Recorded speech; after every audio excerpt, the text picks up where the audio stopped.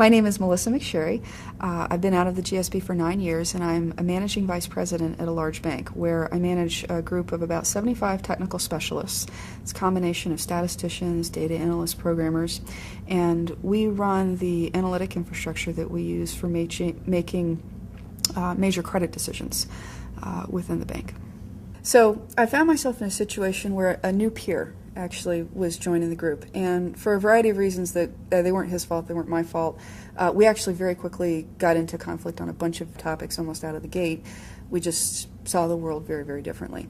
And at the time, I, like a lot of people, I think, just perceived that it was really simple. He was the issue.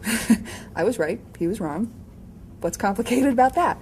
And my logic to me felt irrefutable. You know, I felt like I had the data, I had the logic, like how could you not see it the way I saw it? And furthermore, I took his behavior and I said, well, what intent would I have had to have for me to behave in that way? And boy, for me to behave that way, my intent would have had to be really bad, right? It would have had to be trying to undermine my peer and being non-cooperative and just, you know, being kind of not a good guy. So this is not a good situation. It's not, you know, it wasn't simply kind of, well, we could agree to disagree. Our teams were really dependent on one another. They sometimes had projects they had to work on together. Sometimes they had projects that were, you know, one was dependent on the outcome of the other. At times we shared resources. And frankly, because the teams had to work very closely together, when it was apparent that we weren't on the same page, that trickled down to the team. And this created an incredibly not effective environment. This is a problem. One of the points of conflict that we had was pretty much as soon as he joined the team, his team raised a number of concerns to him about the mix of work that they had, and they compared it specifically to the mix of work that my team had. They felt that they had to do a lot of the unfun, uninteresting, boring work, and my team got to do all of the fun, exciting, cool work. And, you know, understandably, he said, well, gosh, my team's saying this to me. I got to go talk to her about it. Maybe we can change the work around so that her team does more of the unfun work and my team does more of the fun work. Well, you can imagine how that landed with me. You know, I felt like this is a challenge that every leader encounters, right? They have people on their team who say, hey, I'd like it if I only got to do fun stuff and everybody else had to do all of the unfun stuff. You know, if you think about it generically, when you get into this kind of conflict, there are a couple different things you can do. One is you can go along with what your peer wants you to do, even though you don't really think that's the right thing to do. You can really dig in your heels and say, nope, I'm going to stand my ground. If you don't like it, then you can escalate, but I'm not going to go along with this. Or you can escalate to the boss that you all share. So we experienced a bunch of different conflicts, and in most cases, frankly, much to my regret, I either dug in my heels and said, nope, I'm just not going to cooperate, or in some cases where I needed the answer to be different, I would escalate to my boss. And I did not step back and say, look, how am I going to solve this global problem, right? I got so caught up in, I was frustrated, and why wasn't this person doing what I felt like they ought to do, that I didn't step back and say, look, where are we trying to get to? Like, what's the bigger picture in terms of the organizations working together, in terms of leaders modeling the behavior that we want to get to? I didn't, for instance, use principles that we could both agree on to get us to say, look, how are we going to solve these types of conflicts in general in such a way that we both feel like in any given situation we don't get our way, but overall the series of them feels fair. Just a whole bunch of things that I would definitely do now that I didn't do at the time. There was a lot of collateral damage from that.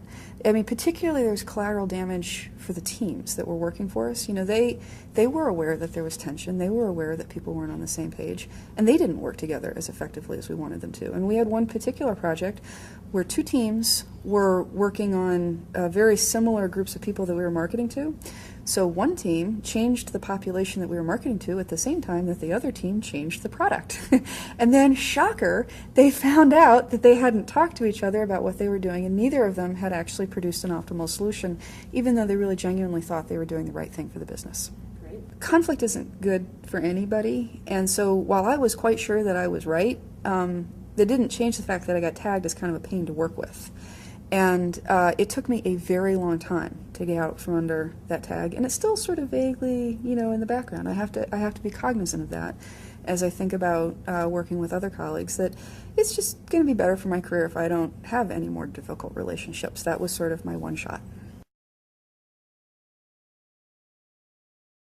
One of the things I learned was just appreciating the legitimacy of someone else's point of view. So actually, somewhat down the road, I actually started managing the group that he was managing, and they actually were doing more unfun work than my group was doing. Now, I think that some of that was self-inflicted, and it could have been managed without sort of moving the work around, but there was legitimacy to that. Like, I don't think I appreciated at the time that I was in a position to help him see how to solve that problem within the team without making it a problem for another team. I just viewed it as sort of, he's not doing his job, and it's not really my problem to help him do his job. And I could have been a lot more effective in that situation if, instead of judging, I'd sort of step back and say, well, he's got a problem. How can I help him solve the problem? On most of the issues, sort of where there was a substantive difference, I was right. Didn't change the fact that this had pretty negative consequences for my career. Like, people didn't go back and say, well, you had conflict, but you were right.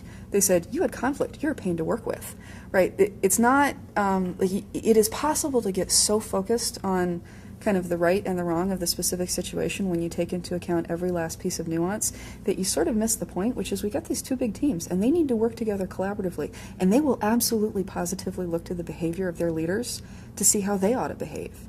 One of the other things that I learned about this was how important it is to focus on outcomes. Subsequent to this, I got in a situation that had a very high risk of being similarly conflict-ridden. There were two groups, they had to work closely together, there was a mix of fun and unfun work. And one of the things that the leader of that group and I did at the very beginning was we set up principles for how we were going to make decisions as to who did what work. And the principles were things that it'd be very difficult to argue with. There are things like, if you get to make the decision, which is generally perceived as fun, then you have to do all of the unfun work that goes with making the decision.